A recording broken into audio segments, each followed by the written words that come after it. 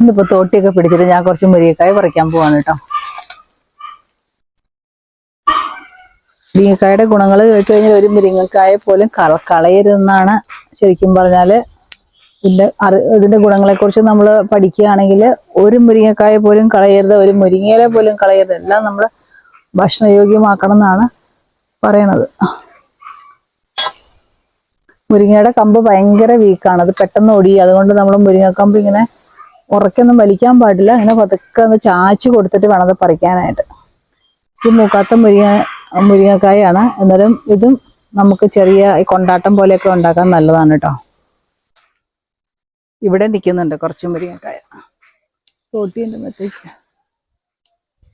ഉപയോഗിച്ച് കഴിഞ്ഞാൽ അറിയത്തുള്ളൂ ഫ്രഷ് മുരിങ്ങക്കായ എന്ത് നല്ല ഒരു മണമെന്ന് പറയുന്നത്.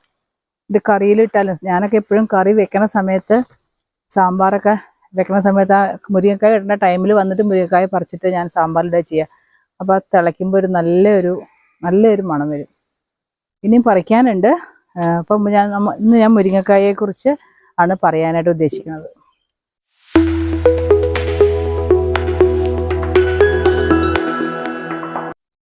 അങ്ങനെ ഇത്രയും മുരിങ്ങക്കായ പറിച്ചു കേട്ടോ ഞാൻ.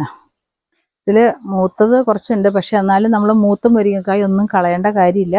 മൂത്ത മുരിങ്ങക്കായ കൊണ്ട് നമുക്ക് സൂപ്പ് ഉണ്ടാക്കാം.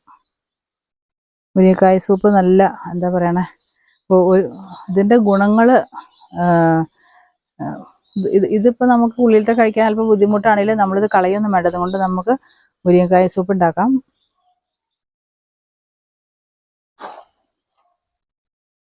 സൂപ്പിൽ നമ്മൾ കുരുമുളകും കുറച്ച് തക്കാളിയും കുറച്ച് മഞ്ഞൾപ്പൊടിയും അല്പം ഉപ്പൊക്കെ ചേർത്ത് നല്ലപോലെ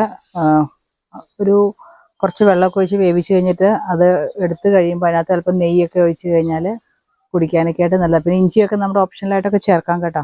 അങ്ങനെ സൂപ്പ് ഉണ്ടാക്കാം. ഇതിനെയൊക്കെ നമുക്ക് കറി വെക്കാം. മുരിങ്ങക്കായ കൊണ്ടൊക്കെ ഒത്തിരി കറികൾ ഉണ്ടാക്കാമല്ലോ. ഇന്നിവിടെ മുരിങ്ങക്കായുടെ അഭിഷേകമാണ്, മുരിങ്ങക്കായ കറിയാണ്. ഇന്ന് മുരിങ്ങയിലയും ചക്കക്കുരുവും കറി വെച്ചു, മുരിങ്ങക്കായ കൊണ്ട് റോസ്റ്റ് ഉണ്ടാക്കി.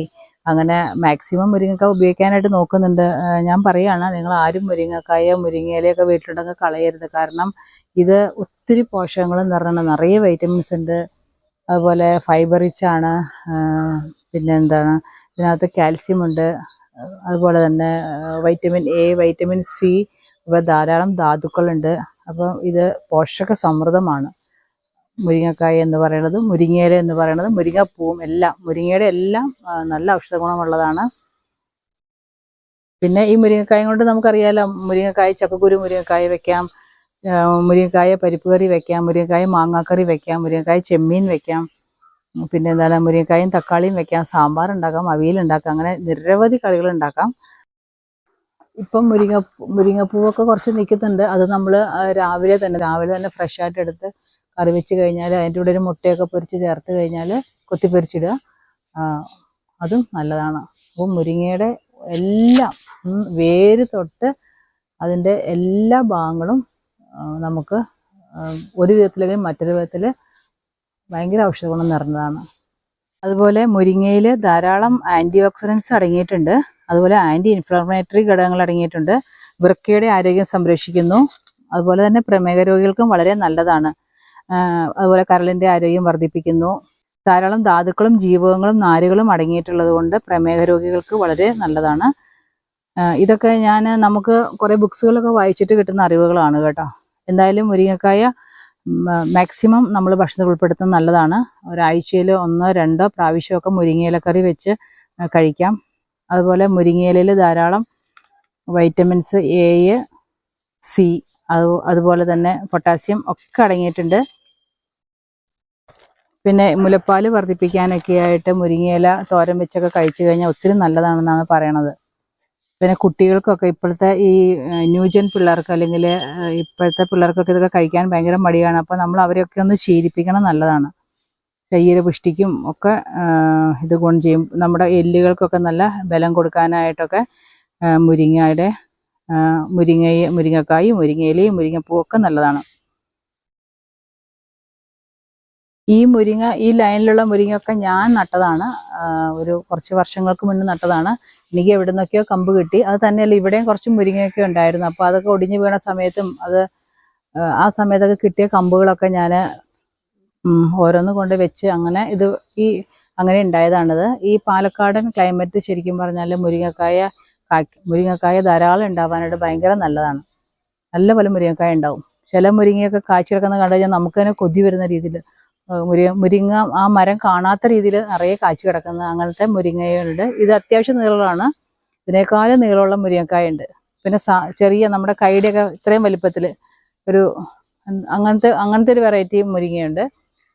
പിന്നെ ഈ മുരിങ്ങ നടുന്ന രീതി, നമുക്ക് കമ്പുകൾ, നമ്മളിപ്പോൾ സപ്പോസ് മുരിങ്ങ ആരെങ്കിലും വെട്ടിക്കളയുവാന്ന് കാണുവാണെങ്കിൽ അതിൻ്റെ കമ്പ് കൊണ്ടുവന്നിട്ട് നമുക്ക് ഇങ്ങനെ കുത്തിച്ചാരി വെച്ചാൽ മതി. അപ്പോൾ അതിന് തന്നെ വേര് പിടിച്ചോളും. അത് കഴിഞ്ഞിട്ട് മഴക്കാലമോ അല്ലെങ്കിൽ മഴയുടെ സീസണോ അല്ലെങ്കിൽ നമുക്ക് നനയ്ക്കാൻ സൗകര്യമുള്ള സമയത്തൊക്കെ നട്ടു കൊടുത്താൽ അത് കിളിർത്ത് വന്നോളും. പിന്നെ കുരുക്കൾ ഈ മുരിങ്ങക്കായയുടെ വിത്തുകൾ പാകിയും സീഡുകൾ മുളപ്പിച്ചും മുരിങ്ങ തൈകൾ ഉണ്ടാക്കുന്നുണ്ട്. പക്ഷെ ഇവിടെ എല്ലാം ഞാൻ മുരിങ്ങ വെച്ചിരിക്കുന്നത് മുരിങ്ങയുടെ കമ്പുകൾ നട്ടിട്ടാണ്. അപ്പോൾ നിങ്ങളും ആരുടെയെങ്കിലും കയ്യിൽ നിന്നൊക്കെ മുരിങ്ങയുടെ കമ്പ് കിട്ടുകയാണെങ്കിൽ അതുപോലെ കളക്ട് ചെയ്തിട്ട് വെച്ച് വീട്ടിൽ 2 3 മുരിങ്ങ മരം ഉള്ളത് ഭയങ്കര നല്ലതാണ്. നമുക്ക് അതിൻ്റെ ഗുണങ്ങൾ പറഞ്ഞാൽ തീരില്ല. സത്യം പറഞ്ഞാൽ നിങ്ങളും ഇതിനെക്കുറിച്ചൊന്ന് അന്വേഷിച്ച് നോക്കിയാൽ അറിയാൻ പറ്റും. പറഞ്ഞാൽ തീരാത്ത രീതിയിലുള്ള ഗുണങ്ങളുള്ള ഒരു പച്ചക്കറിയാണ് മുരിങ്ങ എന്ന് പറയുന്നത്. ഇതാണ് മുരിങ്ങയിലയും ചക്കക്കുരുവും കൂടി കറി വെച്ചത്. ധാരാളം മുരിങ്ങയില ചേർത്തിട്ടുണ്ട്.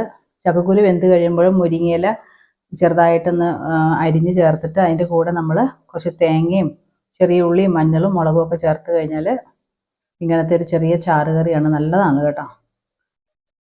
ഇപ്പോൾ ഇതിൻ്റെ ചക്കയുടെയും മുരിങ്ങക്കായുടെയും ഒക്കെ സീസൺ അല്ലേ. ഇപ്പോൾ ഇതൊരു കറി വയ്ക്കാം. ഇത് മുരിങ്ങക്കായ റോസ്റ്റാണ്. നമ്മൾ മുട്ടക്കറിയൊക്കെ വെക്കുന്ന പോലെ തന്നെ ഇറച്ചി മസാലയൊക്കെ ഇട്ട് വെക്കുക. ഇത് കഴിക്കുന്നവർക്ക് അല്പം പണിയാണ്, കാരണം ഓരോന്നും എടുത്ത് നമ്മളതിൻ്റെ ഉള്ളിൽ എടുത്ത് കഴിക്കണം. പക്ഷേ എന്നാലും നമുക്ക് വെക്കുന്നവർക്ക് ഈസിയാണ്. എനിക്കറിയുന്ന കുറച്ച് അറിവുകൾ ഞാൻ നിങ്ങൾക്കായിട്ട് പങ്കുവച്ചു. നിങ്ങൾക്ക് വീഡിയോ ഇഷ്ടപ്പെട്ടെന്ന് വിചാരിക്കുന്നു. മറ്റൊരു വീഡിയോയുമായി വീണ്ടും വരുന്നവരെ നന്ദി, നമസ്കാരം.